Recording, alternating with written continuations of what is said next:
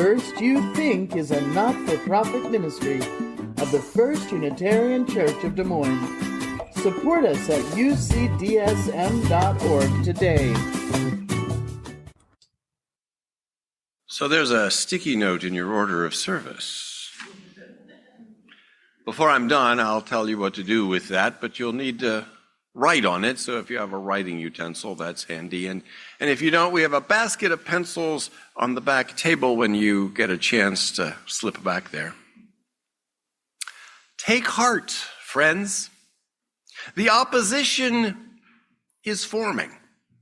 In an article day before yesterday, Quinta Juricic noted that the administration is encountering persistent and growing opposition both from courts and other pockets of civic life. There may be an attempt to defy court orders, but Juricic notes there is significance to the fact that the administration already has a hefty stack of court orders it might want to defy. Litigants have sued the administration over the seemingly unlawful freezing of federal funds, the deferred resignation program for civil servants, the destruction of USAID, the Consumer Financial Protection Bureau, the handling of sensitive government data by Musk's aides, the removal of scientific data from government websites, the attempt to write birthright citizenship out of the Constitution, the barring of transgender people from military service, the transfer of undocumented immigrants to Guantanamo Bay, and more.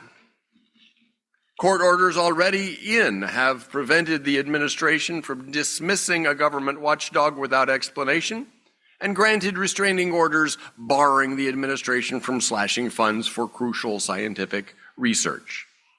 They have prevented the Department of Government Efficiency, DOGE, from meddling with Treasury Department systems and insisted that the government halt its transfer of an incarcerated transgender woman to a men's prison. 4 separate judges have issued orders requiring the government to stand down on its effort to dismantle birthright citizenship. The deferred resignation program for federal employees was closed on Wednesday as a number of government employees had expressed defiance. Posted one, "Before the buyout memo, I was ready to go job hunting. But then a revelation hit. I took an oath under this position to the American people." As the Office of Personnel Management had called the program a fork in the road, some federal employees adopted the spoon as the symbol of their opposition. Earlier this week, federal workers rallied at a protest outside the Capitol holding signs that read, "Public service is a badge of honor." During a visit by Defense Secretary Pete Hegseth to a U.S. military installation in Germany, an 8th grader organized a walkout at her middle school to protest Hegseth's attacks on diversity efforts within the military. And Unitarian Universalists are in on the resistance. We are numerically small, but we are mighty. A number of folks have observed that we UUs punch above our weight when it comes to making a difference for social justice. This week, my inbox has brought me notice that our National Unitarian Universalist Association has joined with a multi-faith coalition and the Institute for Constitutional Advocacy and Protection to bring a lawsuit challenging Immigration and Customs Enforcement's sensitive locations policy. Churches as well as schools and hospitals had previously been protected from ICE enforcement actions, but a Department of Homeland Security memo rescinded that protection on January 20th. Our UUA is standing strong for the principle that subjecting places of worship to ICE enforcement actions without a judicial warrant substantially burdens our religious exercise in violation of the First Amendment and the Religious Freedom Restoration Act. Our UUA president, Sophia Betancourt, said, "We know that many of our congregations include members who are immigrants, both documented and undocumented. And many of you carry out important ministries that serve immigrant communities in church spaces. The UUA is committed to supporting and protecting your ability to continue this vital and life-saving work. Our Unitarian Universalist Service Committee has been working for human rights around the globe with projects, for instance, in Haiti, supporting civil groups on the forefront of resistance and rebuilding there.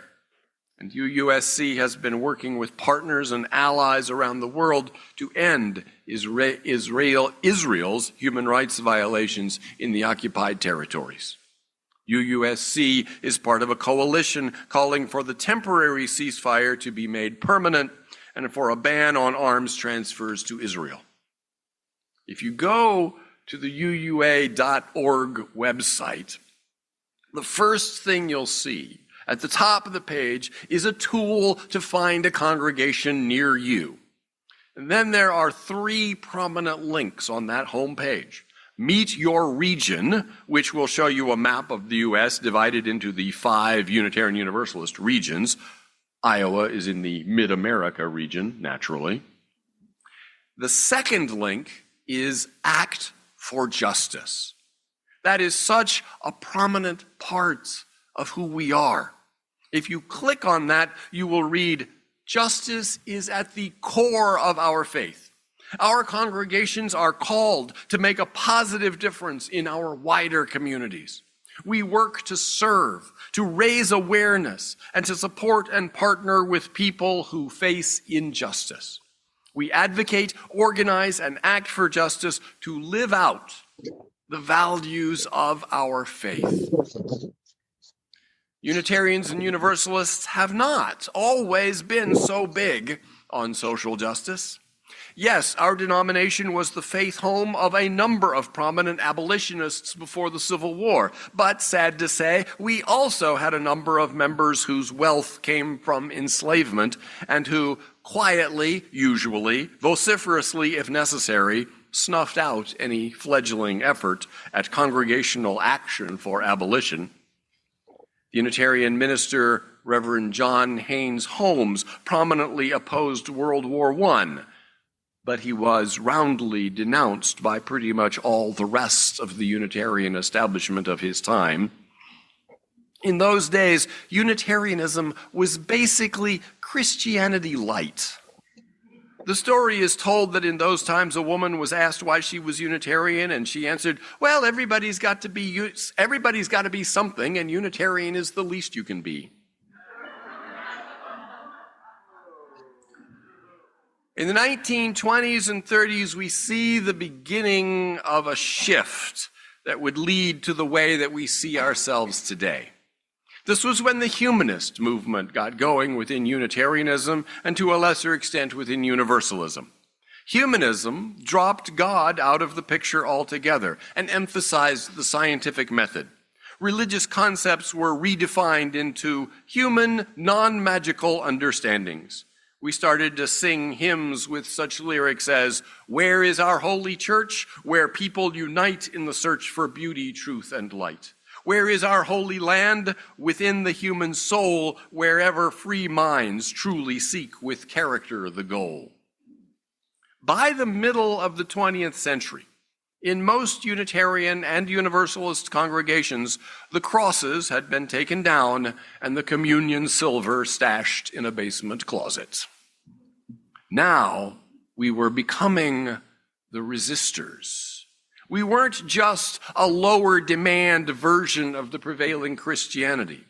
In the 1950s, business interests were combining with mainstream Protestantism to emphasize pro-business values and fight the Cold War. Prayer breakfasts swept the country, bringing together business leaders and church leaders to praise God and denounce communism. The 1950s so thoroughly conflated patriotism and religion that in 1954, Congress added the words "under God" to the Pledge of Allegiance. It was no longer enough to be one nation indivisible. We had to be one nation under God, indivisible, because the enemy of both the business establishment and the religious establishment was godless communism. U.S. church attendance hit its peak in 1959. Just about everybody was in church on Sunday morning, and what was preached there was a theology of God, country, and General Motors, albeit rather less so in Unitarian and Universalist congregations. We were beginning to find ourselves in a countercultural place. The American Unitarian Association, this was before we had consolidated with the Universalists, objected to putting under God in the Pledge of Allegiance and argued that the new version violated the separation of church and state. When a plan was advanced to let kids out of public schools on Wednesday afternoon so they could attend religious instruction in their churches, it was a coalition of Unitarians and Jews that resisted. Amid the prevailing buttoned-down God and country anti-communism, Unitarians were not the epitome of the well-heeled establishment anymore, as Unitarians had been through the 19th century. We weren't even the slightly more skeptical wing of the respectable elite.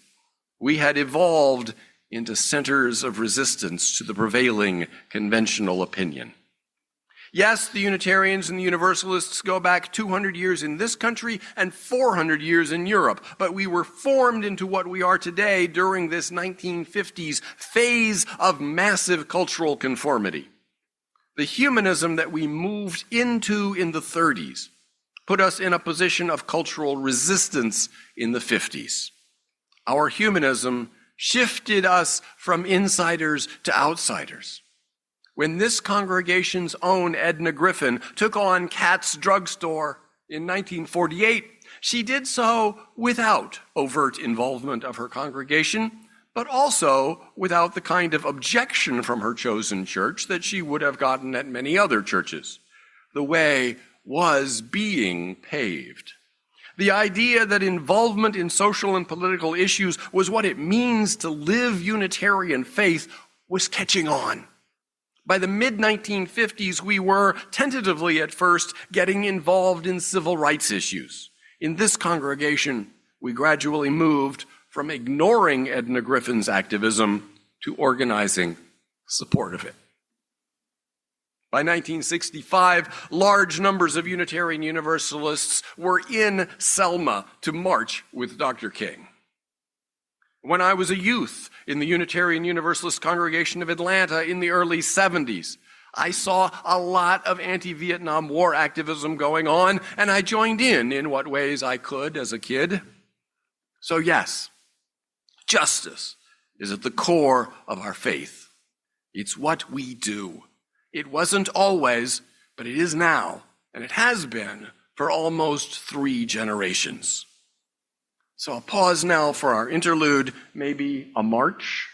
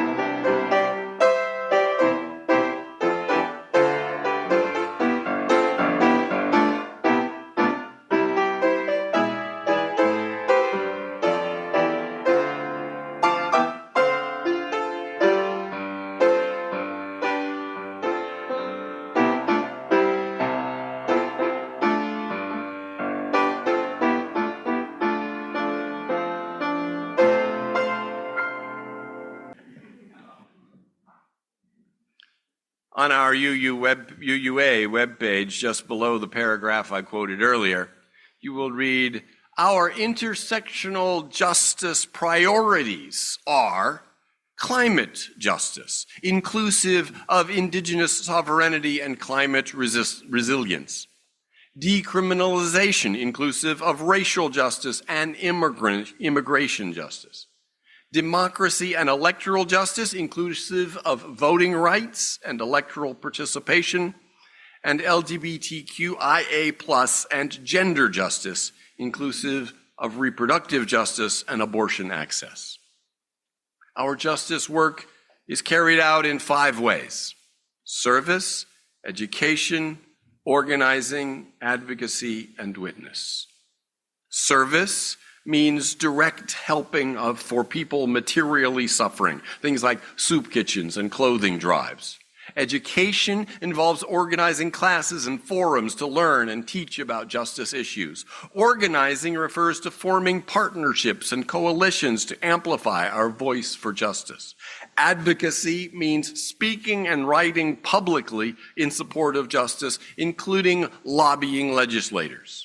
And witness refers to using the media effectively to get our message out, whether through paid advertising or news coverage. Here at First Unitarian of Des Moines, we have a range of social justice initiatives. Our Faith in Action coordinating team selects 2 nonprofit organizations each year to which to particularly encourage our members to contribute. This year, we're supporting Al Exito and Young Women's Resource Center. If you're a part of our Faith in Action coordinating team, please stand.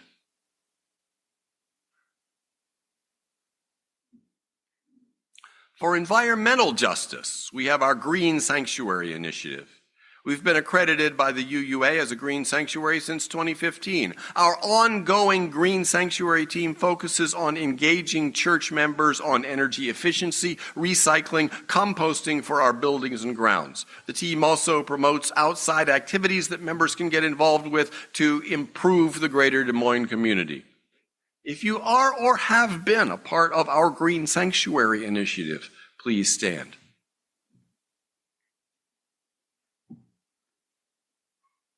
Thank you.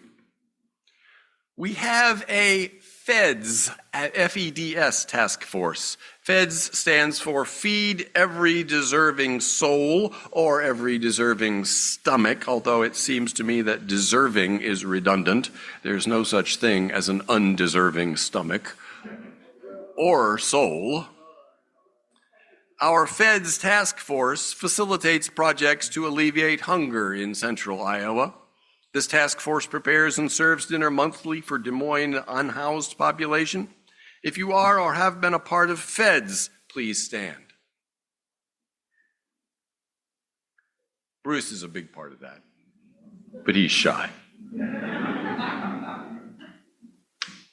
Our immigration task force heads up our congregation's involvement in immigration and sanctuary issues in central Iowa. We are a part of the Iowa sanctuary movement. In 2017, we became a sanctuary church for people facing threat of immediate deportation. Subsequently, our immigrants task force has been involved in various efforts, including assisting asylum seekers and other issues as they arise. If you are or have been a part of our immigration justice initiative, please stand. Thank you. QTAG, QTAG, is our Queer and Transgender Action Group. This group increases awareness of queer and transgender lives and issues within our church community and provides a safe haven and resources for queer and transgender people in need. The group educates the congregation on gender identity, the difference from sexual orientation, and how to support queer and transgender folk in the community. If you are or have been a part of QTAG, please stand.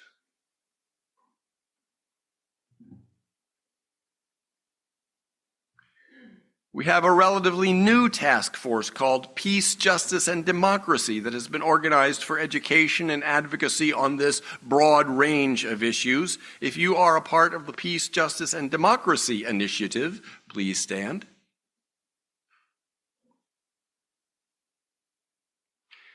And you should know the acronym CBCO. It's Congregation-Based Community Organizing. It's a thing. Our congregation is a part of a couple of CBCO efforts. One of them is Amos, which evokes the biblical prophet Amos, who cried out, "Let justice roll down like water and righteousness like an ever-flowing stream," and which is also an acronym for a mid-Iowa organizing strategy. Amos members include about 30 churches and other community organizations that work together to plan and carry out projects to move the needle toward justice in central Iowa. If you have been involved with Amos, please stand.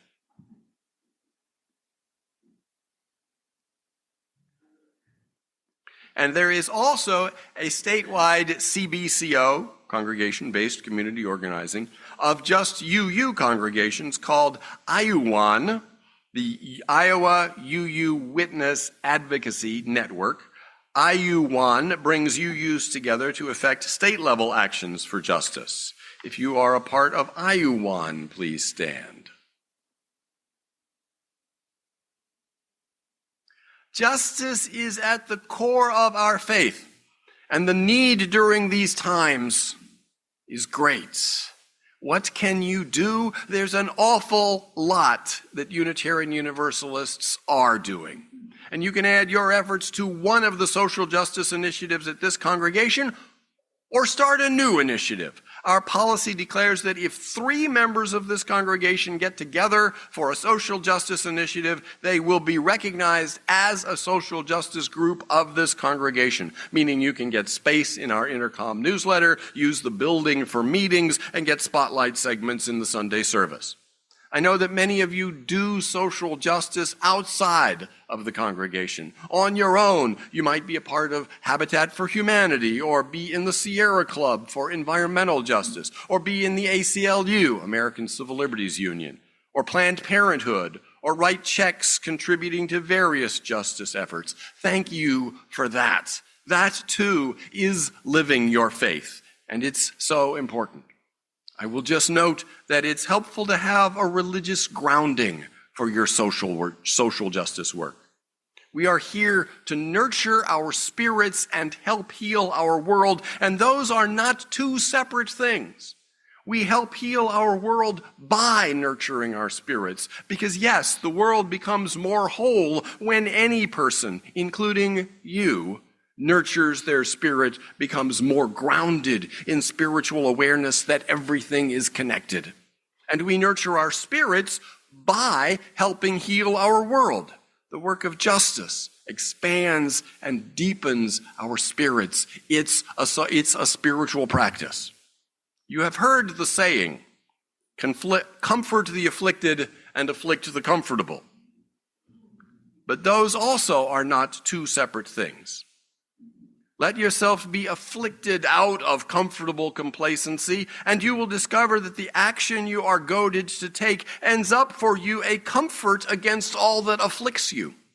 Being afflicted in your comfort functions, in fact, to comfort you in your affliction. So your justice work is not a separate thing from your spiritual path. It's a crucial part of your spiritual path. And your spiritual path, the meditation, your prayer life, your journaling, the fostering of friendships with other UUs, strengthens and supports the justice work. It's a helpful thing to bring them together, to weave together your religion and your social values rather than practicing them separately. So if you are ardent in your support of ACLU or Planned Parenthood or Sierra Club, maybe get together with some other members of this congregation who share that commitment and form a support task force for the organization you love. Doing justice as you is great. Doing justice as a UU is even better. It helps to think together about how the work is a reflection of your theology, your faith. Clarify and articulate the UU values that impel your justice work. We have to be the change we wish to see. As I mentioned last week, to promote a world that is less cruel, we do need to attend to reducing our own penchants for cruelty, even if unintentional. Model being centered, passionate, open-minded, and welcoming. That's bringing your spirituality to the justice task. And when you're talking to people outside this congregation about the justice issue you're working for, identify yourself as a person of faith, a Unitarian Universalist. Make references to your congregation and couch your advocacy in terms of your UU values. Also, include rituals in your activities. Start with a chalice lighting, reading, or meditation. End with a closing reading or a brief sharing. Always plan time for reflection and discussion following significant activities or events. And ask the others in your social action group about their personal and spiritual motivations. We Unitarian Universalists are doing and have done a lot. And we'd like to make a visual display of that for us to see. And that's where the sticky note comes in.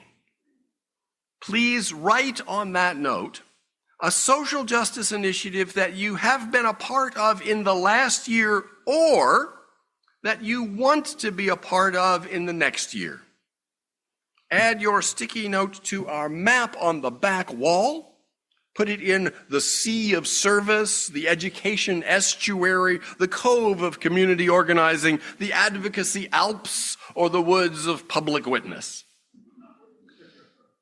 If you need additional sticky notes because you've done several things, we have those on a table in the back. Add as many as are accurate for you.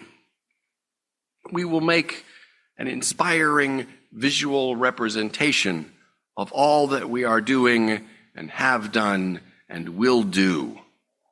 May it be so. Blessed be. Amen.